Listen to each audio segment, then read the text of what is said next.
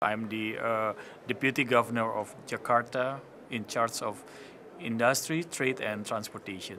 Well, C40 is actually the organization that includes some of the cities which might have some experience in combating the climate change. So it is important to us for Jakarta to have some information, some data, and some experience how those cities are tackling down the problems of the climate change.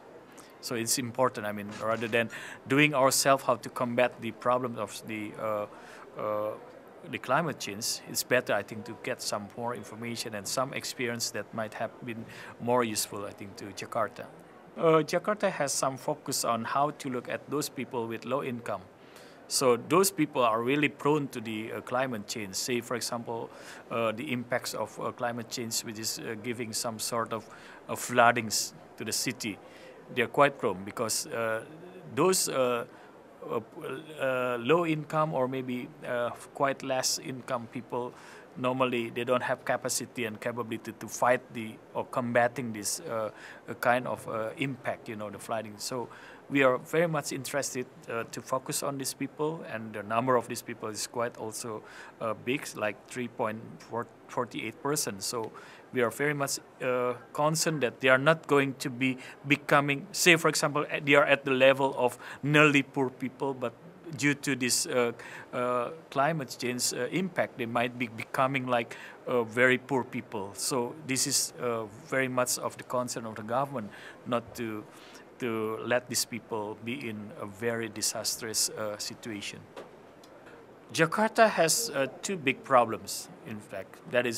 Those are the transportation, means that we are experiencing traffic jams, traffic congestion all day long, not all day long, but most of the days, and also probably along the year, and also the floodings.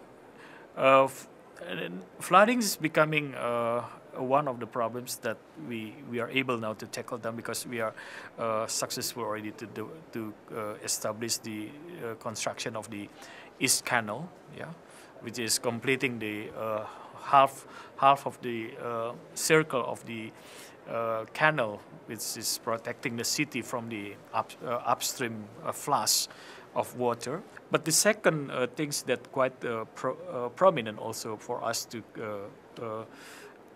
concerning the climate change is actually the transportations. The congestion is somehow creating more emission, becoming a kind of global warming in the future.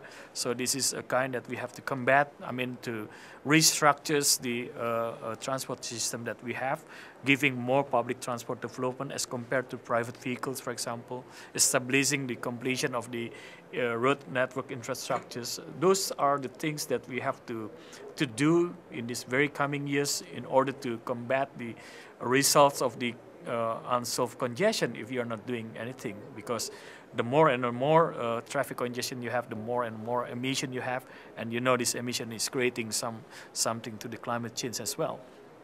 So those two problems are really prominent to us. A very typical things that I looked just now from the paneling session, that I saw Dhaka as one of the city of Bangladesh. I think is quite prone to this climate change, because I believe just like Jakarta, which is over more than 40% of the land area is actually under the sea level, I think Dhaka is having more than Jakarta. So a little bit high rising of the sea level, I think may create a big trouble for such city like Dhaka.